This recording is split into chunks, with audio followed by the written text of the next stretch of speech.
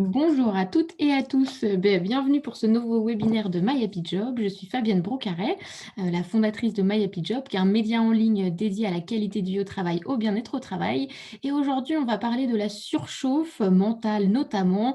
Vous savez, le fait quand on n'arrête pas de courir, qu'on a l'impression d'avoir une charge mentale qui déborde, on a des ruminations souvent avant de s'endormir ou en pleine nuit, et on a cette désagréable sensation de trop-plein, de courir tout le temps. Donc, on va essayer avec mes trois invités du jour de vous donner des clés pour ralentir, pour retrouver un peu plus de sérénité au quotidien et peut-être de changer aussi votre rapport au temps et au digital, ce qui n'est pas forcément facile, notamment quand on vient de vivre plusieurs mois en télétravail contraint. Donc, on va essayer voilà, de prendre le temps et de vous aider à faire peut-être plus de pauses au quotidien. Alors, pour échanger avec moi aujourd'hui, je vais vous présenter mes invités. Bonjour Chantal Baudouin. Bonjour à tous, merci Vous pour êtes l'invitation. avec grand plaisir.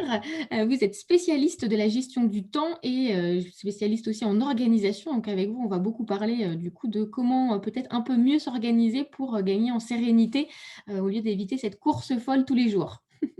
C'est bien ça. Bonjour, alors Tatiana Raïtif, bonjour. Bonjour Fabienne, bonjour à Alors, tout le vous monde. êtes la fondatrice pardon, de Corpus Vitae. Est-ce que vous pouvez nous expliquer un petit peu ce que vous faites de beau alors, entre le yoga et les différentes pratiques? Vous êtes coach aussi et formatrice? Oui, je suis coach et formatrice en méditation. La méditation de pleine conscience, c'est vraiment la base de ma pratique. Et après, j'approche effectivement le bien-être au travail avec le yoga et aussi les pratiques somatiques. Donc, on prend appui dans le corps pour retrouver du bien-être. Je suis thérapeute somatique. Très bien. Et pour finir, bonjour Stéphano. Bonjour. Alors, vous êtes le fondateur de Comment ça va? J'adore déjà cet intitulé d'entreprise, ça donne le ton. Vous êtes instructeur MBSR, coach professionnel, et votre, je dirais, votre dada et votre domaine d'intervention privilégié, c'est la méditation pleine conscience. Oui, c'est la méditation de pleine conscience que je pratique depuis plus de 20 ans et que j'ai la joie de partager en entreprise depuis 2014. Mais voilà, mais pas que, en fait, parce que j'accompagne aussi les équipes et les organisations et les individus, particulièrement les managers, avec de la pleine conscience, de la communication non violente, de l'intelligence émotionnelle. Très bien. Alors, pour commencer, quand je parlais tout à l'heure de surchauffe, est-ce que vous auriez chacun un ou deux signes ou les signaux un petit peu d'alerte, à quoi il faut faire attention? Qu'est-ce qui nous dit que là, on est peut-être trop dans le rouge et qu'on tire peut-être un peu trop sur la corde? Alors, Chantal, est-ce que vous voulez commencer? Oui, en fait, ce qui peut en fait nous dire qu'on commence en tout cas à être en surchauffe, c'est qu'on est une vraie pile sur pattes. On n'arrive pas à s'arrêter, à débrancher, on est tout le temps en train de faire quelque chose, on n'arrive pas à se poser. C'est vraiment un état de crise permanent. Et le souci, c'est qu'on passe par une multitude d'émotions négatives. Alors, par moments, on est énervé, par moments, ça va, et puis du coup, on va être triste, et puis on va être angoissé, et puis on va avoir peur. Donc, en fait, c'est vraiment ce manège d'émotions qui est tout le temps présent et qui, malheureusement, génère en fait des maux de tête, des douleurs dans le corps. En fait, forcément, on est stressé, donc on va se crisper et donc on va avoir des mal de dos. On va avoir aussi des difficultés respiratoires quand on est angoissé et puis des insomnies. Donc, en fait, c'est vraiment de se dire, est-ce que j'arrive à un moment à me poser? Oui, non. Alors, si ce n'est pas le cas, voilà, attention, alerte. Les douleurs dans le corps et puis le fait d'être tout le temps sur une émotion qui est négative. Hmm. Tatiana ou Stéphane, comment vous voudriez compléter ce tableau pour démarrer? Eh bien oui, je peux compléter sur le sommeil. Effectivement, les troubles du sommeil, c'est vraiment une indication qu'on commence à être dans un état de surcharge mentale. Et on peut également avoir cet effet quand on dort toujours bien, mais le matin, on se réveille avec cette sensation d'être encore fatigué. Ça aussi, ça doit nous alerter quand on sent que, voilà, malgré un sommeil qui paraît correct, eh bien, on se réveille crevé. Oui, donc il n'y a pas que le côté insomnie, il y a aussi de ne pas La réussir à qualité du dormir. sommeil. Très bien. Stéphane? Bah oui, je confirme tout ce qui a été dit. Je rajouterais peut-être les tensions relationnelles. Oui. C'est de voir qu'on peut être réactif, voire hyper réactif à la moindre stimulation relationnelle, même bienveillante. Mhm. Et on peut commencer aussi à refuser des invitations à aller bien, des invitations à se faire du bien et à prendre du temps. On a l'impression que la course du temps est complètement folle et que rien ne peut l'arrêter. Donc, même la simple idée de s'arrêter 5 secondes devient anxiogène, en fait. Oui. Ouais, c'est intéressant. Quand on parle justement de cette course, Chantal, est-ce que vous auriez déjà pour démarrer quelques astuces, conseils pour en finir un petit peu avec cette désagréable sensation de course permanente du lundi au vendredi, ce tunnel dont on ne voit pas le bout et du coup qui est très usant et fatigant à la longue? Oui, alors un des premiers conseils que j'aurais envie de donner, c'est éviter de s'éparpiller. C'est-à-dire qu'on a tendance à faire tout et n'importe quoi, j'ai envie de dire, en même temps. Donc, c'est par exemple supprimer tout ce qui est source de distraction. On a tendance à regarder ses mails, ses messages, à répondre à un appel téléphonique, à répondre à la personne qui arrive dans la pièce. Donc, en fait, on est constamment sollicité et on répond malheureusement systématiquement aux demandes. Donc, déjà, au niveau sollicitation, c'est pas terrible. On a l'impression de courir pour répondre à tout le monde. La deuxième chose que je dirais, c'est d'éviter de surcharger son planning. On se met des tonnes de rendez-vous du matin au soir, donc on ne voit pas de souplesse. Donc, si on a une réunion à un endroit, un rendez-vous de l'autre et qu'on ne se prévoit pas le temps de déplacement, bah forcément, déjà, on arrive en retard, on va être énervé, on va être dans un état d'esprit qui ne sera pas forcément positif. Et ça, on a l'habitude de le faire très, très souvent. C'est-à-dire que voilà, on a 24 heures dans la journée et on va blinder l'agenda du matin au soir. Donc, le matin, on se lève, on prépare tout le monde, on envoie les enfants à l'école, on va au travail, le soir, rebolote et en fait, on est épuisé. Donc, c'est vraiment éviter, prévoir de la souplesse. On n'est pas obligé justement d'enchaîner. On a le droit de se faire des petites pauses de 15-30 minutes entre chaque tâche. Et c'est vraiment conseillé parce que le cerveau, au bout d'une heure et demie, de toute façon, il démissionne. Donc, du coup, c'est important. Et puis, j'ai envie de dire, se remettre de la planification, de la programmation dans ses journées, dans sa semaine. Essayer de voir loin pour voilà, se dire, je me prends un temps, peut-être le lundi pour faire ça, le mardi pour faire ça, le mercredi pour faire ça. C'est vraiment essayer de délayer, donc rester souple dans son organisation. Et puis, savoir prioriser. Donc, voilà, qu'est-ce qui est important pour moi, qu'est-ce qui est urgent. C'est vraiment ces questions-là. Et puis, le dernier, j'ai envie de le partager, c'est savoir dire non. C'est-à-dire qu'aucun me demande quelque chose. Est-ce que je peux le faire? Oui, non. Oui, alors on le fait forcément. Non, bah, je te propose de le faire plus tard. Donc ça, c'est un point important parce qu'au-delà de l'organisation, on va dire, de la séquence de la journée, il y a aussi mettre des limites pour les autres et du coup aussi pour soi. Oui, c'est pas forcément facile, mais il faut s'entraîner et on voit que c'est pas Exactement, voilà. C'est pas ouais, ouais. forcément inné et il faut essayer, réessayer, réessayer, même quitte à s'entraîner à la maison. Hein. Dire non à son conjoint, sa conjointe, à ses enfants, c'est déjà un début. Donc, pas hésiter à remettre, voilà, de refaire cette action une fois, deux fois, trois fois pour qu'elle devienne une bonne habitude et surtout un réflexe. Ouais, on se remet au centre, en effet. C'est ça. Stéphane, on parlait d'arrêter la course, c'est aussi changer son rapport au temps. Du coup, on parle beaucoup de ralentir. Alors, ça fait rêver, hein, de ralentir dans la société dans laquelle on vit, mais c'est pas forcément évident au quotidien. Comment réussir à changer justement son rapport au temps et peut-être à plus profiter, du temps qu'on a et pourtant on a l'impression qu'il défile et qu'il file trop vite? Ouais. Je crois que c'est une très grande question de toutes nos vies et peut-être de toute notre vie à chacun. Ce qui me paraît important, moi, c'est de prendre du temps pour repérer les conditionnements qui nous entraînent à aller vite. Il y a une espèce de course qui est pas imposée, en fait, mais simplement elle est liée à un mental qui tourne d'une certaine manière, avec un certain nombre de schémas ou d'habitudes qui ont été prises en fait, dans les différentes expériences de vie, voire même dans l'éducation dès le plus jeune âge. Et la question, en fait, là, c'est pas de faire de la psychologie, mais c'est plutôt, ou de la thérapie, mais c'est plutôt en s'arrêtant, justement, de retrouver cette saveur de s'arrêter. Et comme je disais tout à l'heure, une des problématiques qu'on a, c'est le vide. C'est-à-dire que quand on fait une pause, qu'on est invité à ne rien faire, c'est ce qu'on fait en pleine conscience. Moi, j'aime beaucoup cette phrase de Comte Sponville qui dit méditer, c'est ne rien faire et le faire à fond. Je trouve ça magnifique. Et dans le MBSR, on dit ne rien faire et le faire bien aussi. Mais voilà, mais qu'est-ce qui se passe quand on fait rien? Et qu'est-ce qui se passe dans notre tête, qu'est-ce qui se passe dans notre corps, et de repérer ça, parce que on vient là directement toucher des conditionnements qui sont très, très profondément ancrés en nous. Donc la première chose qu'on puisse quand même regarder, c'est la possibilité à un moment ou à un autre de revenir au temps présent. En fait, le temps en lui-même, enfin moi je me suis rendu compte de ça dans ma pratique, mais je le vois aussi dans mes pratiques avec des groupes dans le MBSR ou ailleurs, dans d'autres pratiques ou en entreprise, c'est qu'on n'a plus la valeur de ce qui se passe en fait, et on a l'impression que le temps est relatif. C'est-à-dire qu'en fait, on a l'impression que le temps, c'est des minutes qui s'écoulent, et que ces minutes qui s'écoulent doivent être consommées comme on consomme n'importe quoi d'autre, comme on consomme du réseau social, comme on consomme un hamburger chez McDo. En fait, tout ça est pareil. En fait, on a exactement la même mécanique de consommation. Et donc, quand les injonctions viennent nous inviter à consommer le temps, il y a un vrai problème, c'est qu'on n'a plus la valeur du temps, qui en réalité se mesure parce qu'on a besoin de structurer, de cadrer des temps, en fait. Parce que ça nous permet de nous organiser en société. Mais le problème, c'est que le temps, en fait, est totalement absolu. Ce n'est pas du tout relatif. Le temps, c'est le temps. Et le moment qui se présente, il n'y a pas de temps qui se déroule. C'est un moment, c'est un instant.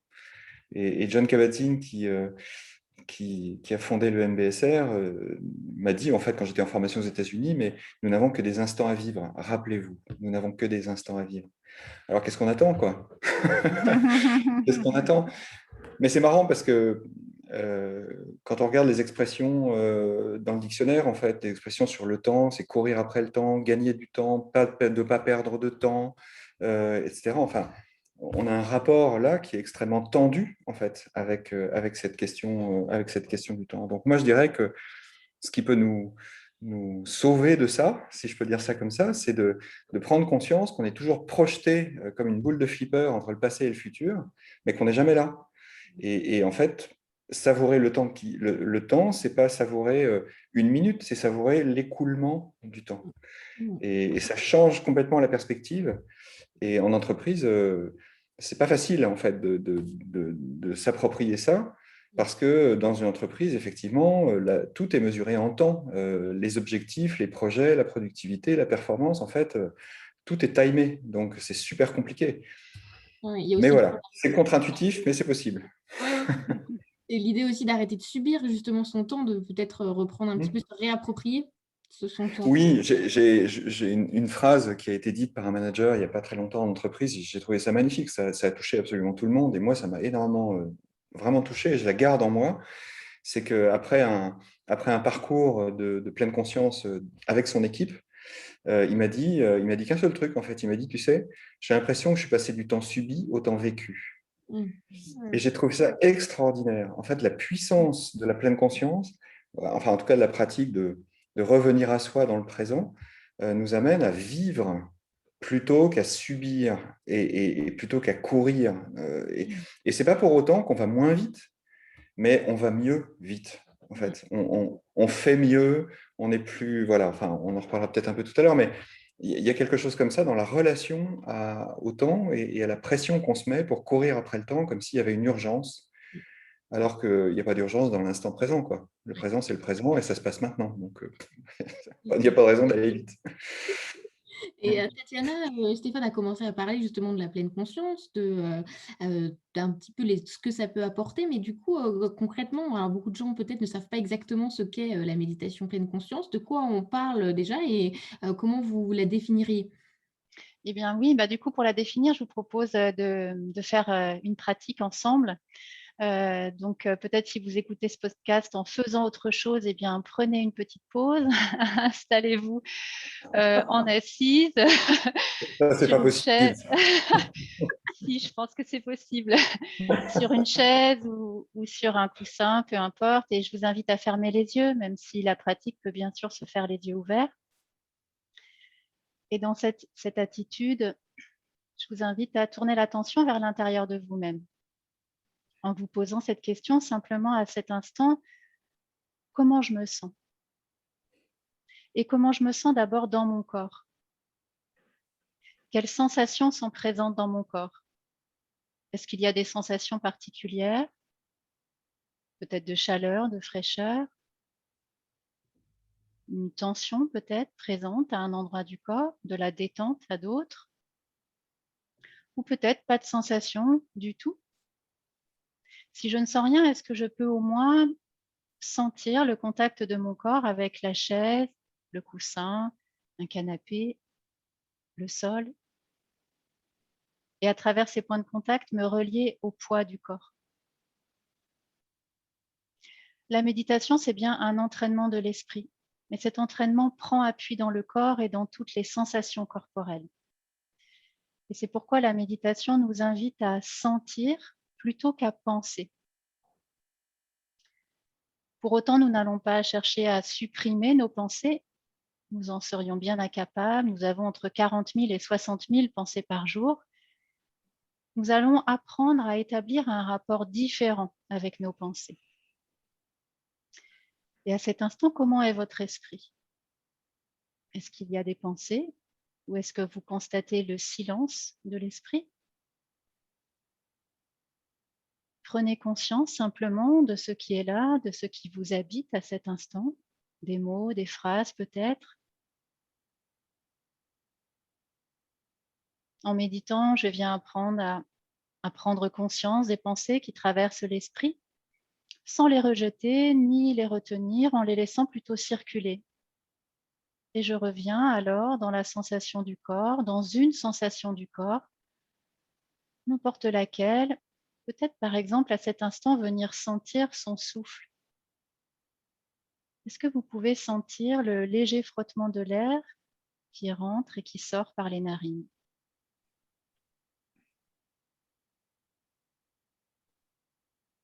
Est-ce que vous pouvez sentir peut-être sa légère fraîcheur à l'inspire et peut-être une légère tiédeur à l'expire? Observez, ressentez sans chercher à modifier la respiration.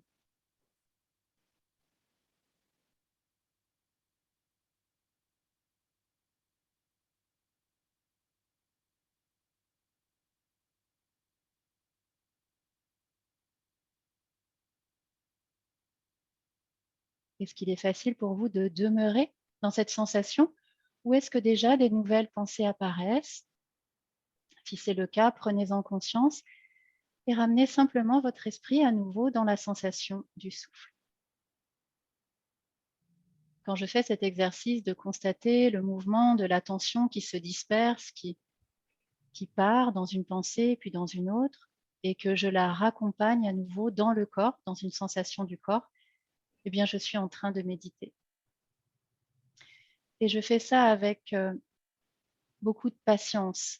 On parlait d'entraînement tout à l'heure et la méditation est bien un entraînement qui demande beaucoup de répétition. Avec patience, avec également curiosité. Car je vais répéter des dizaines, des centaines, des milliers de fois le même exercice.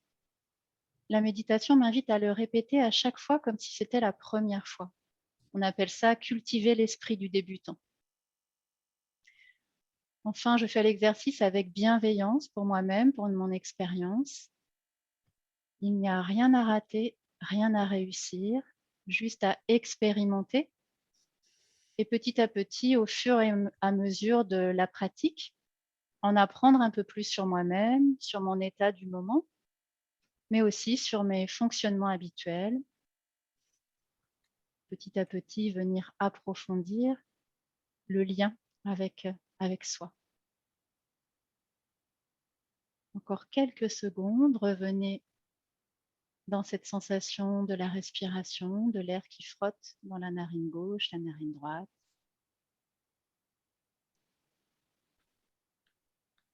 Et puis vous pouvez réouvrir l'attention un peu plus large à tout le corps, immobile peut-être.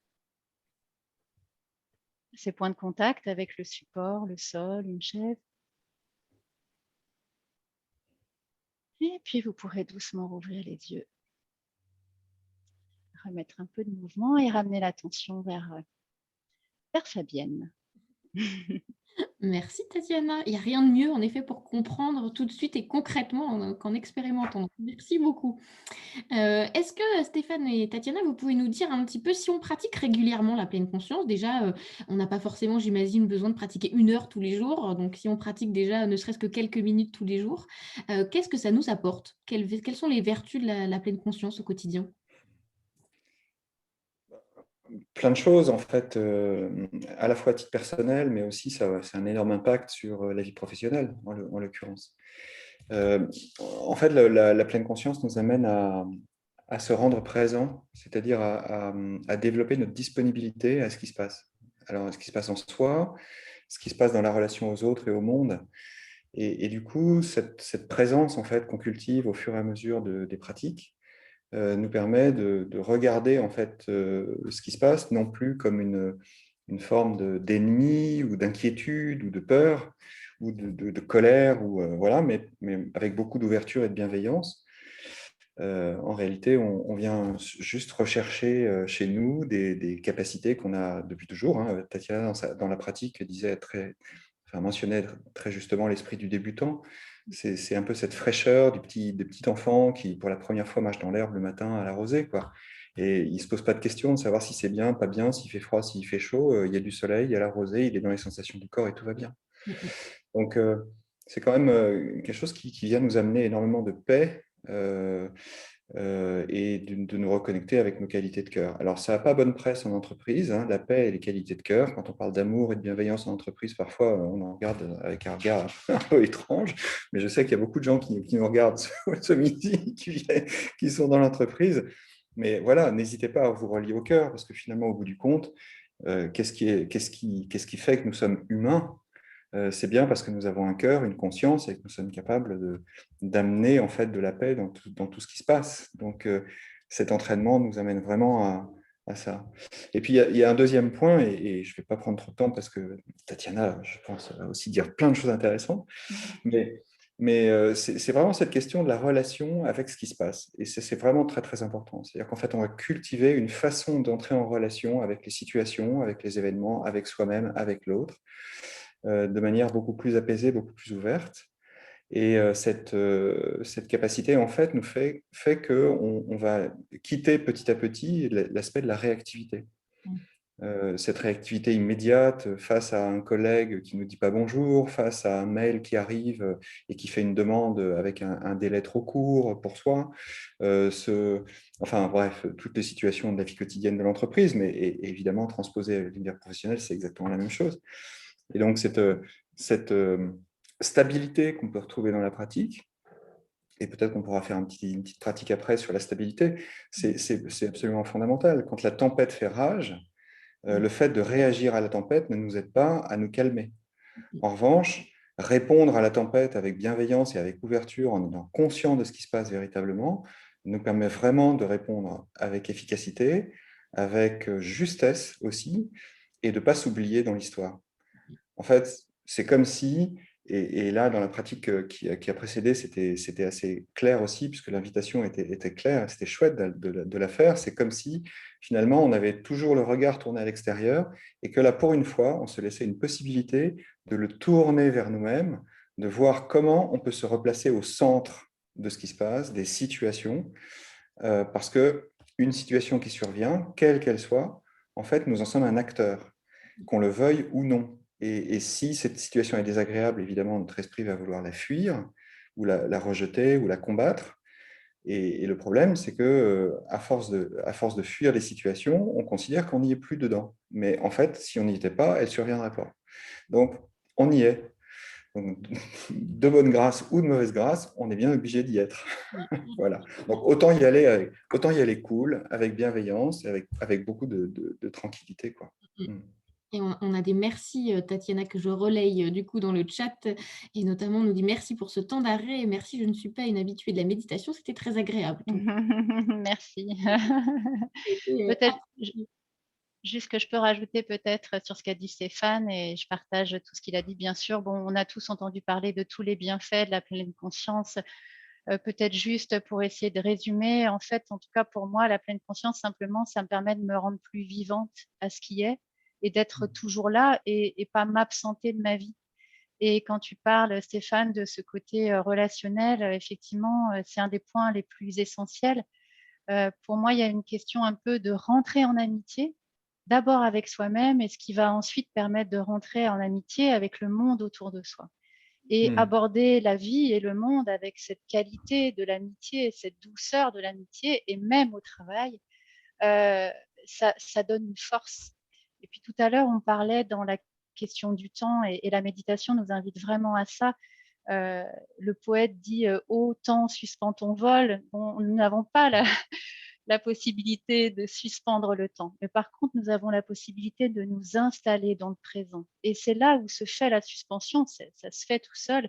Et dans cette suspension, plutôt que de réagir, comme dit Stéphane, j'ai la possibilité d'agir.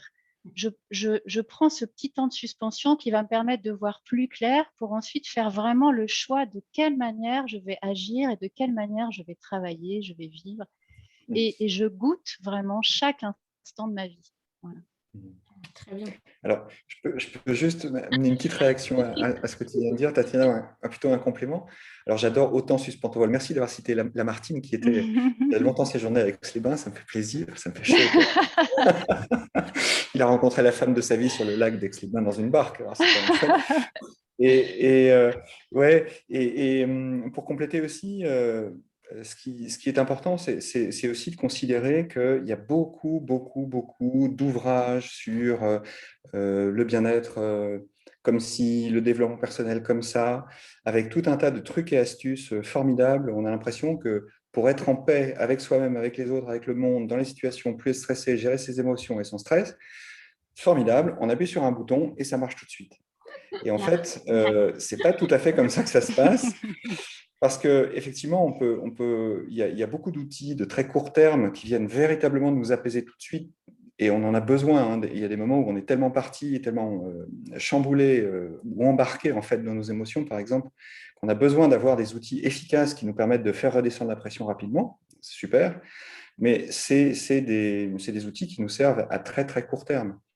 Et en fait, ce qui est particulier à la pratique de la méditation, c'est que précisément, c'est un entraînement et que nous ancrons en nous une relation à nous-mêmes qui change durablement.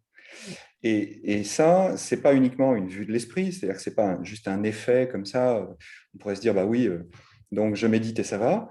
Alors ça peut le faire comme ça, mais ça a été aussi beaucoup démontré par des études scientifiques sur le système nerveux, sur le cerveau.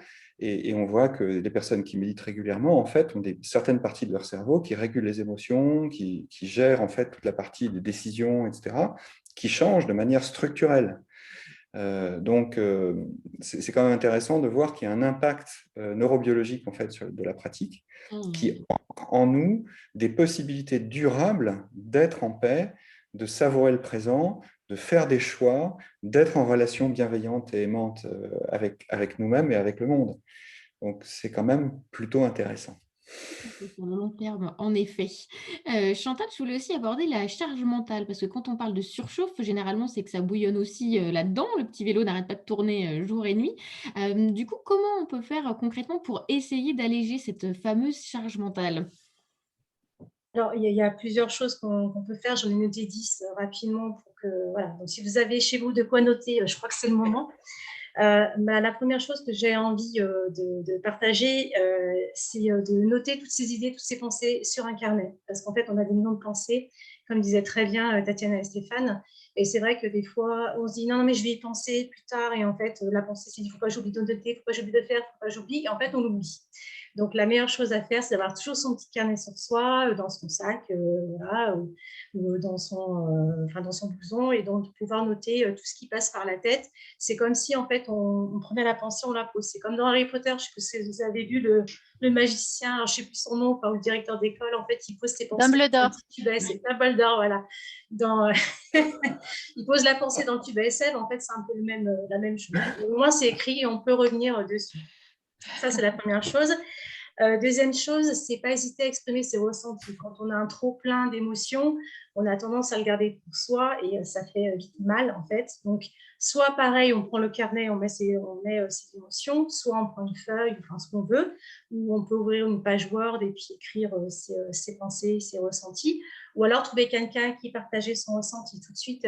Voilà, on décharge un petit peu la pression, on décharge ses émotions et des fois, on va pas chercher forcément de solutions quand on parle à quelqu'un, mais c'est juste voilà, décharger les valises et dire ok, là je me sens comme ça, comme ça, comme ça. Et après c'est ah bah là je me sens mieux. On peut pleurer, on peut crier, on peut faire ce qu'on veut, mais en tout cas on s'est déchargé. Donc ça c'est voilà, faire sortir, exprimer son trop plein. Ensuite, il y a la pause. Donc là, on vient de faire une belle pause avec Tatiana. Moi, ce que je voulais partager pour ma pause préférée, en tout cas, moi, je fais de la cohérence cardiaque. Donc, en fait, c'est un exercice de respiration qui consiste à inspirer pendant 5 secondes et à expirer pendant 5 secondes. Et on le fait sur 5 minutes. Et ça, c'est une technique, c'est le 3-6-5 du docteur O'Haré qui dit qu'on peut le faire 3 fois par jour. Donc, c'est 6 cycles de respiration par minute pendant 5 minutes. Mais honnêtement, moi, je le conseille de le faire dès qu'il y a un besoin, en fait. Dès qu'il y a besoin de se calmer par rapport à une pression qui monte, à un stress qui s'installe. Ça peut être avant une réunion, ça peut être après un rendez-vous qui s'est mal passé, ça peut être après un conflit, ça peut être, je ne sais pas, après une nuit où on n'est pas très, très bien, de se prendre 5 minutes et on respire. Alors, il y a plein d'applications, je ne sais pas si je peux vous le montrer. Moi, j'utilise Respirelax. Donc, en fait, je vais le montrer. Voilà. En fait, ça va se mettre en route, mais c'est une petite application pour nous pendant 5 minutes. On met les écouteurs et donc on est tranquille. Voilà. Donc, c'est une petite bille qui va monter et descendre. Et en fait, on peut suivre le rythme et ça permet.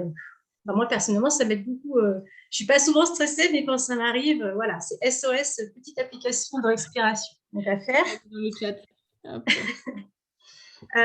Ensuite, on revient dans l'organisation. C'est d'éviter de partir, de naviguer à vue toute la journée, d'avoir un minimum de choses calées dans la journée pour avoir un minimum d'imprévus ou d'incertitudes, même si les imprévus, il y en a toujours, mais en tout cas, on sait à peu près ce qu'on doit faire. Donc déjà, ça enlève du stress. Gérer ses priorités, donc c'est ce que je disais tout à l'heure, c'est savoir ce qui est important et urgent. Alors, je ne sais pas si c'est peut-être intéressant de revenir sur la notion d'importance et d'urgence. L'importance, c'est souvent ce qui est en lien avec ses valeurs. Qu'est-ce qui est important pour moi par rapport à ce qui fait que je suis la personne aujourd'hui, parce que j'ai des valeurs de famille, de fraternité, je ne sais pas moi, d'équité, etc. Et puis, l'urgence, c'est qu'est-ce qui fait que mon action, si je ne la fais pas, elle va mettre en danger un bien ou les autres, en fait. Voilà. En fait, ça va arrêter mon activité ou ça va mettre en difficulté une personne. Donc, c'est vraiment se positionner par rapport à ça. Ensuite, le 6e point, c'est oser demander de l'aide parce qu'on n'est pas Superwoman ou Superman et on a tendance à se débrouiller seul, alors qu'en fait, on peut demander de l'aide. Moi, je croyais que j'étais Superman, mince alors. Ah bon. Peut-être. Un mythe s'effondre. Ah oui, là, alors là. Mais voilà, pas hésiter à demander de l'aide à quelqu'un de sa famille, un proche, un ami, quand des fois on se sent submergé, ça permet de se reposer sur l'épaule de quelqu'un d'autre. Donc, des fois, c'est très. Ça peut faire du bien. Voilà, vraiment. Pas forcément facile, mais du coup, de savoir. Oui, et c'est pas facile, c'est exactement ça. C'est-à-dire qu'on se dit non, mais si je demande, on va trouver que je suis faible ou je suis pas à la hauteur. Et en fait, non, il n'y a pas de honte à demander de l'aide. Il faut vraiment oser le faire. Et ensuite, alors on n'en a pas parlé, mais la charge mentale, c'est aussi lié à des personnes qui sont toxiques pour nous. Des personnes qui nous prennent de l'énergie, qui ont une emprise forte sur nous de manière généralement négative. Et en fait, il faut pouvoir couper finalement cette relation toxique, alors soit de manière temporaire, soit de manière définitive. Mais voilà, c'est se mettre en protection d'une personne qui peut vraiment nous occuper l'esprit ou nous faire du mal indirectement, en fait. Donc, comme un harcèlement moral, en fait. C'est plutôt ça. Et puis, l'autre point, c'était relativiser. Je ne sais pas si vous connaissez les 5 accords Toltec. Et du coup, j'en avais 3 que je voulais vous redire. C'était quoi qu'il arrive, n'en faites pas une affaire personnelle. C'est-à-dire que bien souvent, quand on fait une remarque, on le prend pour soi. Alors, des fois, c'est juste une façon de faire. Ne faites pas supposition. C'est-à-dire, il a dit ceci sur cela, sur telle personne. Et en fait, c'est jamais vrai. Et voilà. Ouais. Et puis, faites de votre mieux, c'est-à-dire que forcément, on fait avec ce qu'on a et on fait toujours du mieux qu'on peut et peu importe, on fait sa part, rien que sa part, et je trouve que c'est plutôt bien. Et puis, le dernier point, et c'est un point pour moi qui est très important, c'est les cercles d'influence de Covey, c'est-à-dire que ces 3 cercles, pour ceux qui ne connaissent pas, où on a le cercle du contrôle qui dépendent de nos propres décisions. Voilà, je décide de faire tel métier, je décide d'aller faire des cours, je décide de partir en voyage. Ça, c'est des choses sur lesquelles on a le contrôle. Et donc, voilà, on prend nos décisions. Ensuite, le deuxième cercle d'influence, c'est le cercle où on a une influence sur les autres, c'est-à-dire que par notre discours, on peut orienter ou donner des conseils. Donc là, on peut s'en occuper, mais pas trop. Et puis le dernier, il faut laisser tomber, c'est le cercle des préoccupations, c'est-à-dire on n'a pas d'action sur le temps, on n'a pas d'action forcément sur la politique, sur la crise, sur je sais pas, les tremblements de terre, sur tout ce qui se passe en ce moment. Et donc là, il faut vraiment lâcher prise parce qu'on n'a aucun contrôle dessus. Et le fait de se dire, oui, mais bon, si c'était plutôt comme ça, mais en fait, on n'a pas le pouvoir. Donc, c'est de se dire, OK, je l'accepte, c'est comme ça. Et du coup, c'est vraiment laisser couler. Ouais, ce qui est intéressant, c'est de ne pas perdre son temps et son énergie justement dans le C'est dernier ça, siècle où, typiquement, par exemple, avec l'année qu'on vient de vivre, les mesures sanitaires, tout ça nous dépasse exactement. complètement et ce n'est pas des choses sur lesquelles on a la main. Donc, autant se concentrer en effet sur ce que nous, on peut maîtriser et du coup d'être plutôt dans l'action que dans C'est ce ça. dernier cycle. Ouais. Ouais. Justement, en fait, sur ce plan-là, et ça c'est très important, Chantal, merci de l'avoir rappelé parce que c'est vraiment fondamental. Et la pleine conscience, en fait, nous invite vraiment au discernement. C'est-à-dire que plus on pratique, plus on se rend compte qu'il y a des zones sur lesquelles on n'a aucun impact. Et il y a des choses qui s'imposent à nous.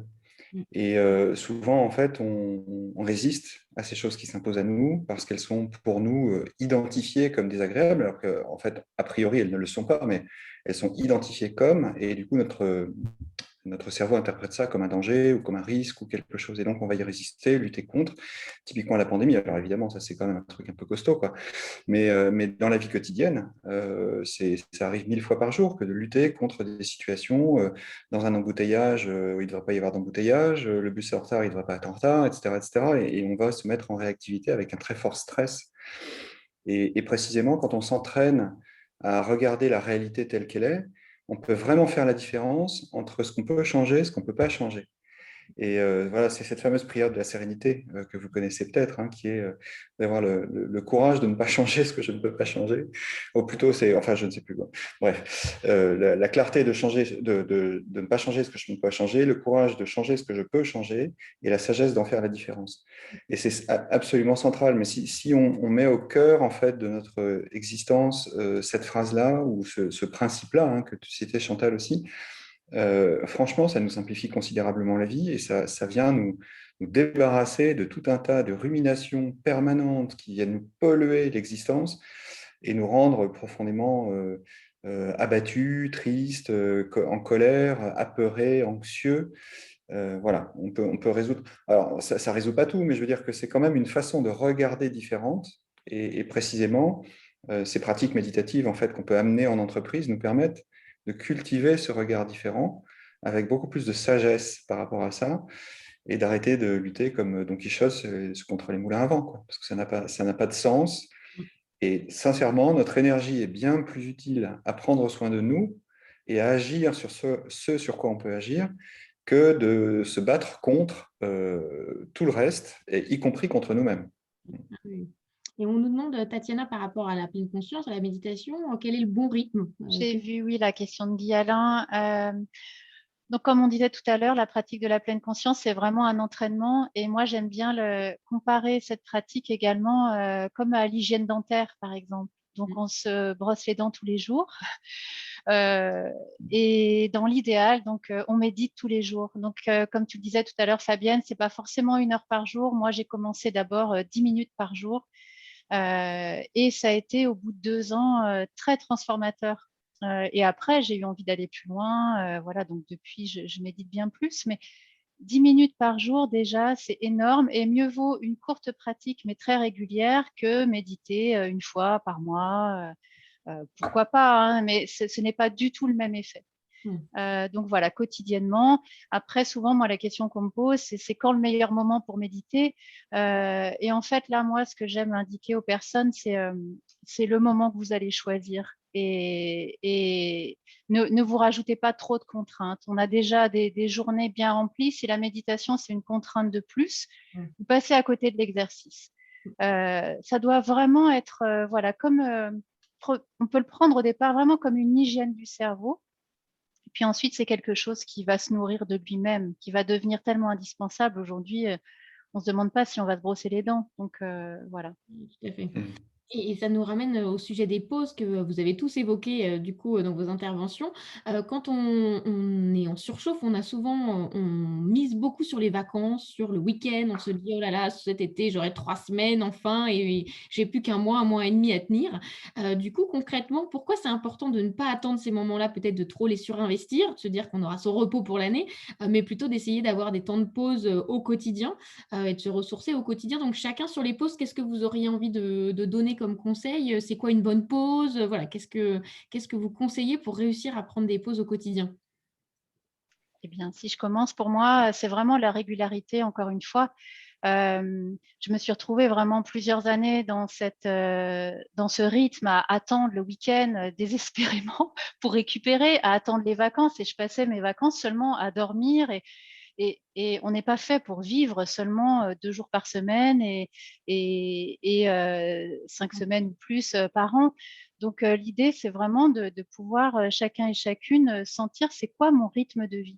Et respecter aussi de ne pas toujours être à 200%. C'est pas possible d'être toujours à 200%. Donc, il y a un moment donné aussi, travailler cette acceptation sur l'état dans lequel je me sens à cet instant et peut-être que là, il va me falloir plus de pauses que d'habitude. Donc, une régularité et puis qui s'adapte aussi en fonction de notre état. On s'écoute. Et donc, sur la question des pauses, Chantal l'a très bien abordée. Donc, elle utilise l'outil de la cohérence cardiaque. L'outil du souffle, c'est vraiment un outil, on pourrait dire presque magique. En fait, les scientifiques aujourd'hui ont montré que le souffle et le fonctionnement du cerveau sont très liés. Et donc, on peut simplement, en venant porter attention à notre respiration, même moi, j'utilise plutôt un compte de 10 respirations. Donc, j'ai pas besoin d'appli, je prends juste une pause et je compte 10 respirations et puis ça repart. Eh bien, juste de prendre régulièrement ce temps dans sa journée, au moins une fois toutes les demi-journées peut-être, mais plus s'il y a besoin, ça va permettre vraiment d'apaiser le mental. Oui. Chantal?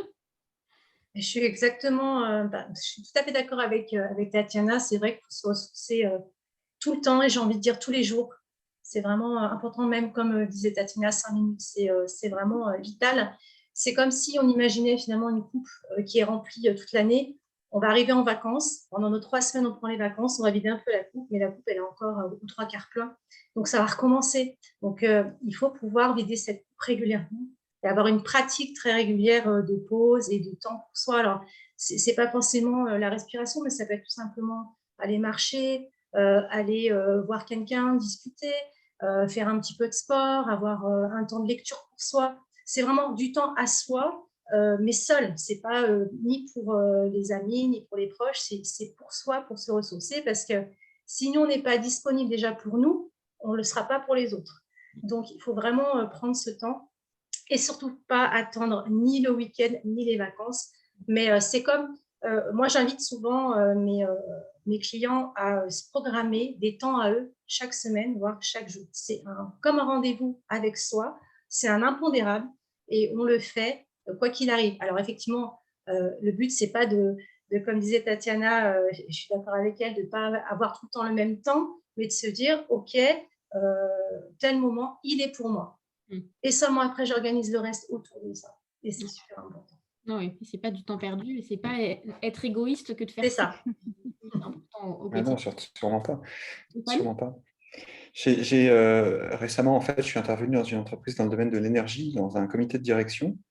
Et pour un programme de pratique, on a mis 5 séances en place, 2 heures par semaine.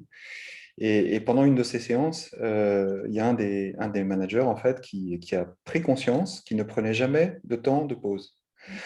Et alors, particulièrement en télétravail, hein, c'est aussi un énorme piège dans lequel on peut tomber assez facilement.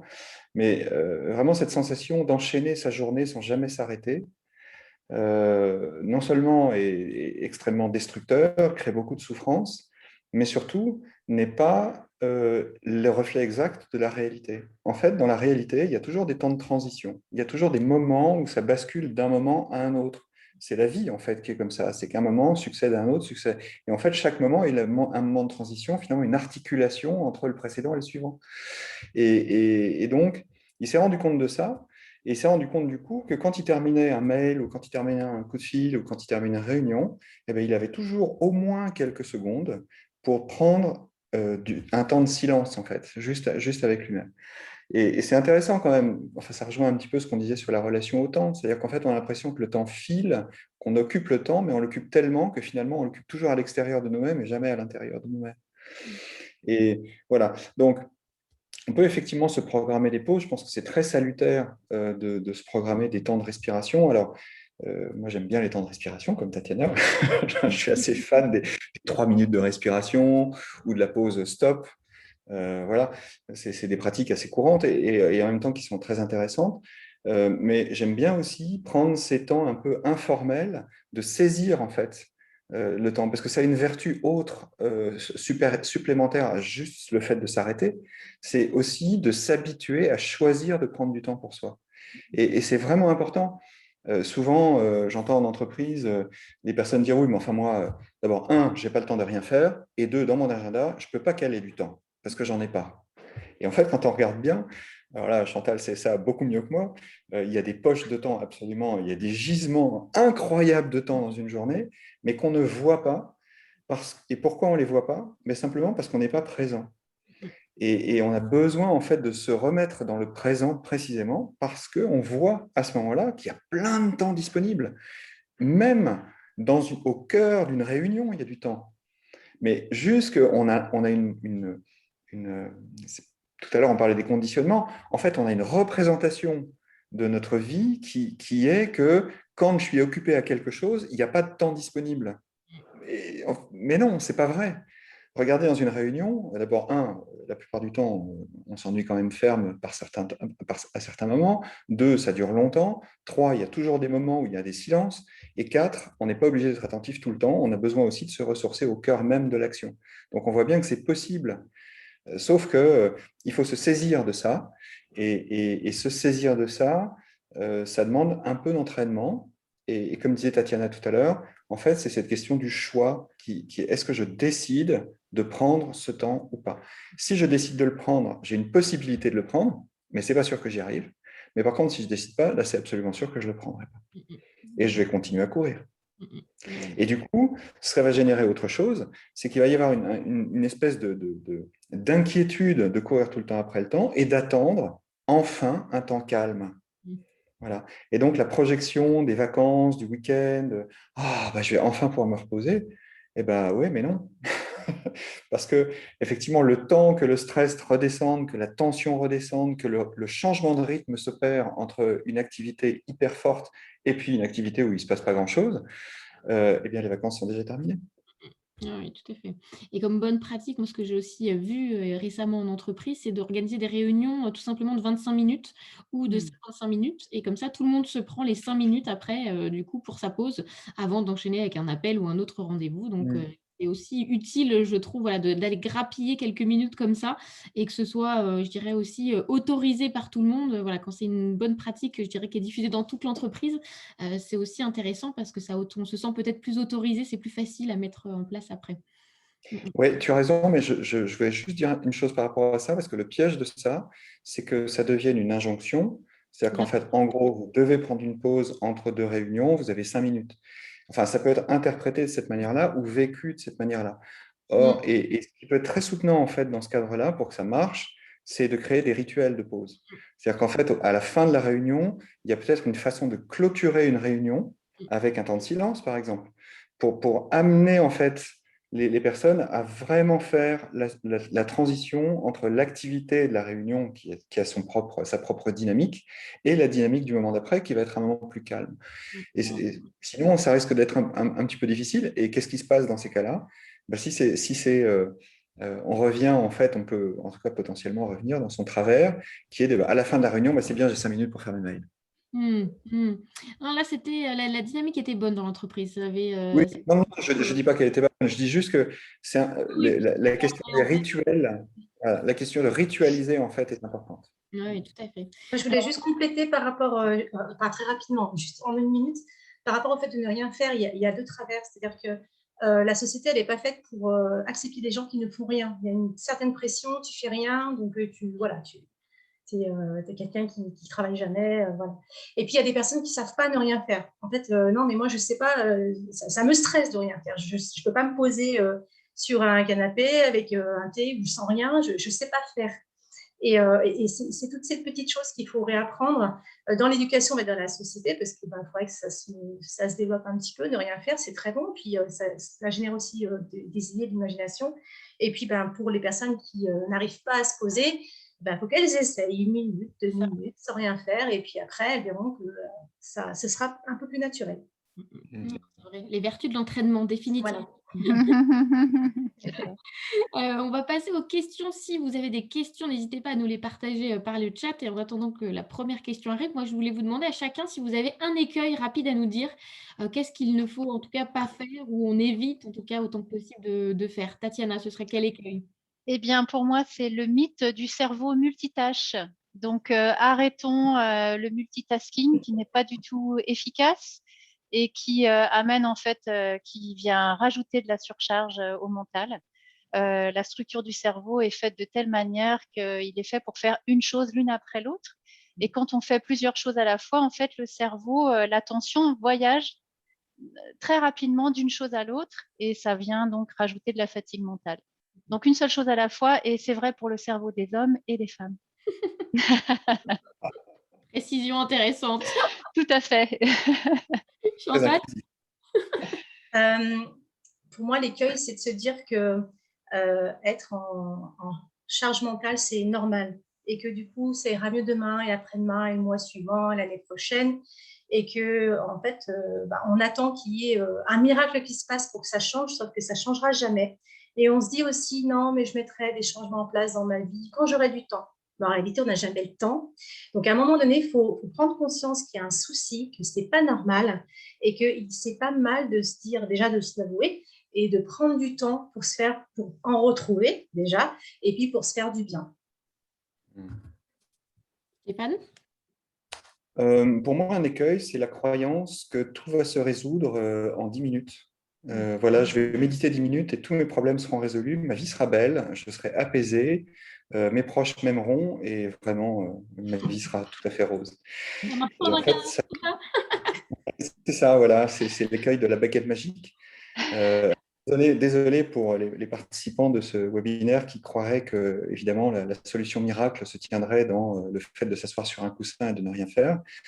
En fait, ça n'est pas une solution miracle, ça ne change pas la réalité reste la réalité, mais ça change tout dans la relation que nous entretenons avec la réalité. Et le regard que nous portons peut être très différent, mais on a besoin, en fait, d'aller, comment dire, nous séparer petit à petit ou changer petit à petit nos conditionnements, nos habitudes mentales pour les remettre dans quelque chose qui nous fait du bien.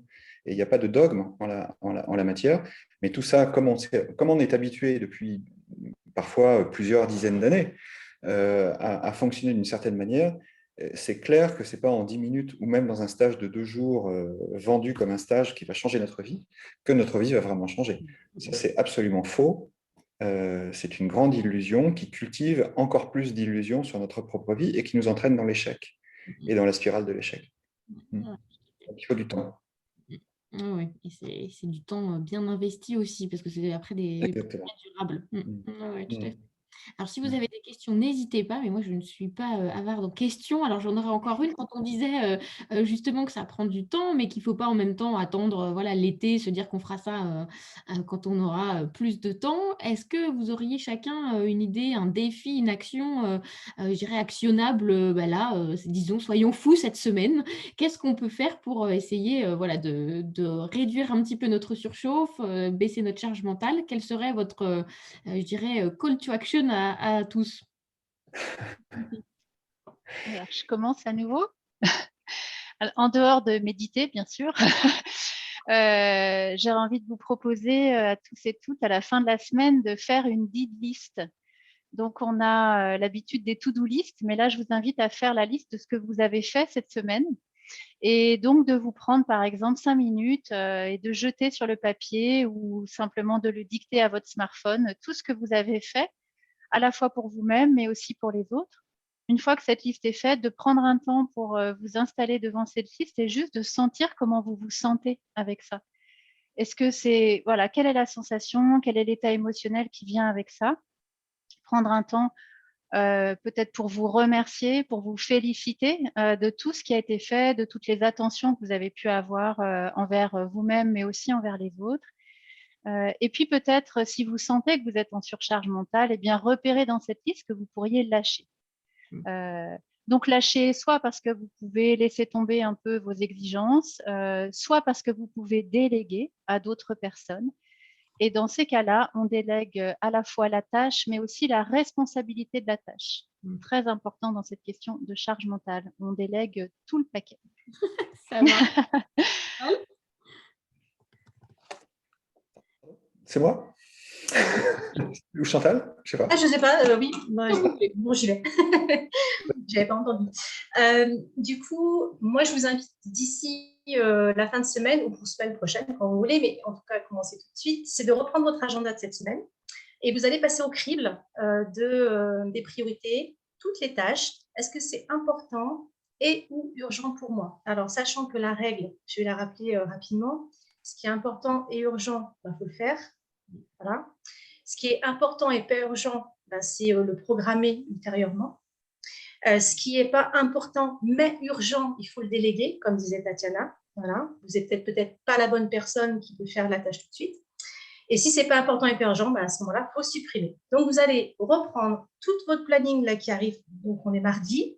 Donc, d'aujourd'hui jusqu'à vendredi, et puis la semaine prochaine, si vous avez envie. Et vous regardez toutes les tâches. Et en fonction de ce qui vous paraît à supprimer, voilà, vous changez vos rendez-vous, vous regardez ce que vous pouvez déplacer, supprimer. Et surtout, regardez, est-ce que dans votre planning, il y a du temps pour vous? Est-ce que vous êtes réservé du temps pour vous?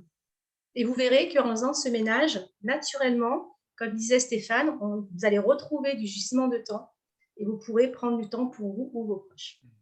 Très bien. Stéphane, pour finir? Oh, Chantal, vraiment, tu m'as piqué mon idée. Hein, ça va pas. Moi, j'allais vous parler de l'agenda, effectivement, aussi, mais du coup, je ne vais pas trop en parler, je vais vous parler d'autre chose. Mais justement, sur la question, c'est qu'est-ce que vous avez savouré cette semaine? Quel temps avez-vous savouré cette semaine? Et ça, pour ça, vous pouvez vous faire un petit tableau ou prendre un petit carnet. C'est un exercice qu'on fait beaucoup dans le MBSR. Et essayez de chaque jour, à un moment ou à un autre, vous prenez 5 minutes, pas plus, et vous laissez revenir votre journée, en fait, tout le déroulé de votre journée, et vous allez repérer un moment que vous avez trouvé souriant, agréable, simple, fluide, où vous vous êtes senti bien. Voilà, juste un moment très simple comme ça, les tout petits moments de la vie quotidienne, et vous allez pouvoir vous poser 4 questions. La première, c'est: est-ce que j'ai ressenti quelque chose dans mon corps à ce moment-là? Qu'est-ce que je me suis dit à ce moment-là? Donc ça, le corps, c'est les sensations corporelles, du coup. Qu'est-ce que je me suis dit? C'est tout le domaine des pensées. Est-ce qu'il y a eu une émotion ou un sentiment qui a émergé en fait dans ce moment-là? Et quel était ce moment-là, cette émotion et ce sentiment-là? Et la 4e question, c'est: comment est-ce que je me sens quand je suis en train d'écrire ça, à cet instant? Et en le faisant petit à petit, peut-être vous allez vous rendre compte qu'il y a plein de moments comme ça qui sont des gisements de plaisir et de saveur incroyables, même dans votre journée de travail, je vous assure qu'il y en a plein, plein, plein, surtout dans votre journée de travail peut-être même, et que vous allez peut-être vous voir qu'il y a des conditions qui favorisent ces moments-là, qui sont des vrais moments de respiration dans votre journée. Donc, vous voyez, et c'est juste pour dire que ces moments existent. Vous n'avez pas besoin d'aller les chercher, vous n'avez pas besoin de changer de rythme, vous n'avez même pas besoin de décider de les vivre, ils sont déjà là. Sauf que peut-être vous ne vous en rendez pas compte, et du coup, le fait de s'arrêter dessus vous permet de leur redonner de l'existence. Et du coup, des crêtes de vagues ne seront plus des émotions difficiles, des moments difficiles, de la souffrance et de la fatigue, mais les autres, il y aura plein d'autres crêtes de vagues magnifiques qui seront des moments agréables, joyeux, souriants, simples, qui font du bien et qui vous reconnectent à vos besoins. Parfait. Moi, j'en ai un. C'est la table ronde de ce midi, le super moment. Non,